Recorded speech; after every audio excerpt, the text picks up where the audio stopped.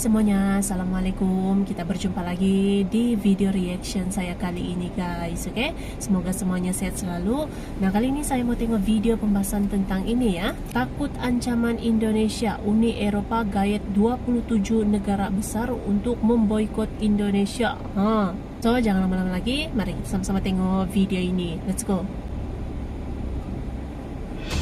Masuk dalam jebakan Jokowi, Uni Eropa gaet 27 negara besar untuk memboikot dan embargo Indonesia. Aber auch Kontaktnachverfolgung, Reisebeschränkung und Maßnahmen an den Grenzen. All dies trägt dazu bei, die Ausbreitung des Virus zu verlangsamen.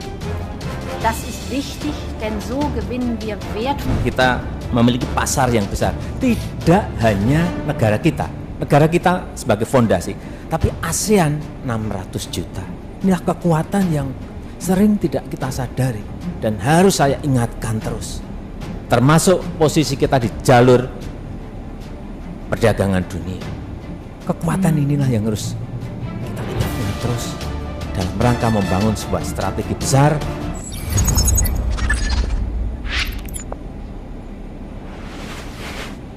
Halo sahabat bagi-bagi, 27 negara super besar ikut memboikot Indonesia karena kebijakan Jokowi yang melarang ekspor segala komoditas.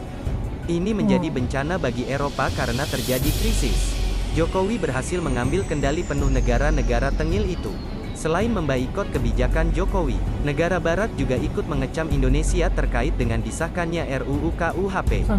Ini menjadi penting karena negara besar ikut mengecam Indonesia. Menjadi ketakutan jika negara tersebut ikut menunggangi kepentingan agar Indonesia jatuh. Bagaimana mereka mempengaruhi negara besar ini? Sudah jelas dengan cara-cara yang licik dan memalukan. Sahabat bagi-bagi, konflik Indonesia dengan negara barat semakin jadi. Gugatan kebijakan Jokowi soal ekspor nikel yang belum selesai, kini dihadang lagi oleh kecaman negara barat, karena Indonesia mengesahkan RUU KUHP. Ini menjadi penting, karena negara-negara Uni Eropa bersatu untuk menjatuhkan Indonesia. Jangankan negara barat, rakyat Indonesia pun tidak menyetujui KUHP ini, karena masih banyak pasal yang dinilai janggal oleh masyarakat Indonesia. Disahkannya rancangan Kitab Undang-Undang Hukum Pidana, atau RKUHP menjadi KUHP, membuat heboh sejumlah negara. Setidaknya ini terjadi pada Uni Eropa, Amerika Serikat dan Australia. Mereka heboh dengan pencapaian yang diperoleh Indonesia. Pasalnya di dalam KUHP ini, membuat nyawa negara barat seakan mati oleh kebijakan pemerintah Indonesia. Kebijakan pemerintah Indonesia yang membuat negara Uni Eropa kesal, ternyata belum berakhir sampai di sini saja. Ada kebijakan-kebijakan baru yang membuat negara barat jengkel. Sahabat bagi-bagi, disahkannya KUHP ini membuat negara barat ramai-ramai memberikan peringatan kepada warganya yang ada di Indonesia. Salah satunya adalah media Australia, yang memperingatkan turis yang ada di Indonesia. Bahkan negara Amerika, khawatir terhadap Indonesia karena akan kaburnya investor dari NKRI. Amerika juga khawatir tentang bagaimana perubahan ini dapat berdampak pada pelaksanaan hak asasi manusia dan kebebasan mendasar di Indonesia. Ini tentu akan memiliki dampak yang negatif bagi warga Amerika Serikat di Indonesia, dan tentunya bagi iklim investasi. Australia juga memberikan himbauan bagi warganya. Ini dilakukan media setempat, utamanya bagi turis negara itu yang pergi berkunjung ke Bali, yang merupakan tujuan favorit warga negeri kanguru. Ternyata tak hanya masyarakat Indonesia yang ikut mengecam KUHP. Negara-negara lain pun ikut mengecam. Ini akan menjadi buruk jika dimanfaatkan oleh pihak yang tidak bertanggung jawab untuk memecah belah bangsa. Sahabat bagi-bagi, selain dua negara itu, ternyata ada 27 negara yang ikut kecam Indonesia. Namun ini bukan mengancam dalam hal disahkannya KUHP, melainkan soal kebijakan ekspor Jokowi yang menggemparkan dunia itu. Masih ingat dengan pernyataan Jokowi yang menyebut Uni Eropa seperti penjajah? Ternyata, pernyataan tersebut mengundang sentimen bagi warga Uni Eropa, dan menuai banyak reaksi. Di dalam negeri memang pernyataan tersebut disambut banyak reaksi hangat, bahkan dijadikan semangat baru bagi bangsa Indonesia. Lantaran sudah puluhan tahun kepemimpinan, baru kali ini ada presiden yang berani dengan lantang menyebut Uni Eropa dan WTO sama seperti penjajah VOC. Sementara itu, pernyataan Presiden Jokowi ini juga menjadi perbincangan di berbagai media Eropa. Banyak pemimpin Uni Eropa yang tidak senang disebut sebagai seorang penjajah.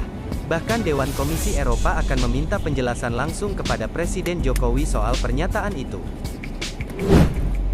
Sahabat bagi-bagi, keputusan WTO tidak boleh menghentikan langkah Indonesia. Karena pemerintah ingin menciptakan ekosistem besar, memanfaatkan sumber daya alam yang ada. Jokowi menuturkan, salah satu ekosistem industri yang hendak dibuat adalah baterai kendaraan listrik. Karena Indonesia memiliki sumber dayanya, berupa timah, bauksit, dan juga tembaga. Jokowi mengatakan, Indonesia memang belum punya litium, yang merupakan salah satu bahan baku baterai kendaraan listrik. Tetapi Australia sudah terbuka untuk bekerja sama dengan Indonesia. Presiden Jokowi menegaskan, bahwa pemerintah tak akan menyerah begitu saja. Dengan kebijakan larangan ekspor biji nikel, meski digugat oleh Uni Eropa ke Organisasi Perdagangan Dunia atau WTO. Jokowi menegaskan, adanya gugatan itu tidak akan menghentikan Indonesia untuk menarik ekspor dan hilirisasi. Walaupun ada gugatan gitu Adapun ya. pemerintah akan mengajukan banding terhadap putusan WTO, yang menyatakan Indonesia melanggar ketentuan WTO, terkait dengan kebijakan larangan ekspor dan hilirisasi dalam negeri. Sahabat bagi-bagi, pasalnya Jokowi melihat Indonesia memiliki potensi yang sangat besar, dalam hal menciptakan Betul, produk ada turunan potensi produksi besar baterai ya. listrik. Presiden Joko Widodo Serta menyatakan, sumbernya bakal ada banding gitu. kepada penyelesaian sengketa. Ini akan menjadi awal perang melawan hegemoni Barat di Indonesia. Indonesia menjadi negara pertama yang melawan hegemoni Barat, di tengah-tengah militer mereka yang sangar dan gahar. Larangan ini Jokowi berlakukan agar negara mendapatkan nilai tambah dari ekspor sumber daya alam yang telah diolah. Kata Jokowi, meskipun kita kalah, kita akan lawan dengan sekuat tenaga dalam. Selain akan melawan Indonesia di WTO, Jokowi juga dikabarkan akan kembali menyetop semua ekspor ke Uni Eropa. Inilah embargo versi negara berkembang, yang tentunya tidak boleh main-main. Dengan cara boleh ini main-main Jokowi ya. menyebut neraca perdagangan surplus selama 29 bulan, padahal Jokowi mengklaim sebelumnya neraca perdagangan selalu negatif. Sahabat bagi-bagi, dalam hal nikel, Uni Eropa merasa tidak nyaman dengan kebijakan ekspor mineral logam itu. Karena dapat mengganggu pertumbuhan industri baja anti karat atau stainless steel di negara-negara anggota blok itu. Nikel disebut sebagai the mother of industry, karena pengolahan jenis logam ini, menghasilkan produk turunan ke banyak sektor yang dibutuhkan manusia. Seperti sendok, baterai, telepon genggam, kan hingga banyak kendaraan. manfaat gitu ya. Nikel juga diprediksi Boleh akan banyak menjadi produk primadona yang seiring dengan dihasilkan. meningkatnya kebutuhan bahan baku mineral logam. Itu untuk memproduksi baterai dan kendaraan listrik nikel yang tuh logam digadang-gadang ya. sebagai salah satu industri masa depan. Indonesia juga menguasai lebih dari 20% total ekspor nikel dunia. Indonesia Lebih juga dari menjadi 20%. eksportir nikel terbesar kedua untuk industri baja negara-negara Uni Eropa. Sahabat bagi-bagi, bagaimana menurut kalian? Apakah Indonesia mampu melawan hegemoni Uni Eropa? Dan tentunya bisa memenangkan pertempuran yang luar biasa ini.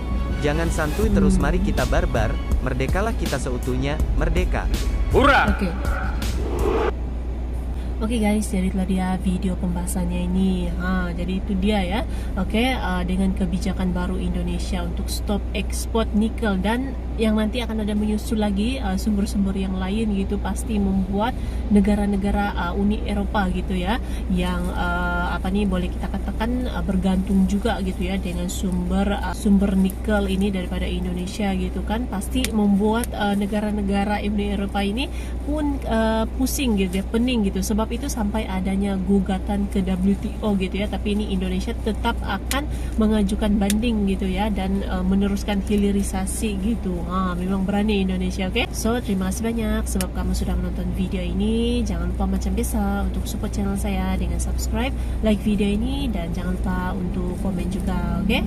Terima kasih banyak dan kita jumpa lagi di video seterusnya. Assalamualaikum.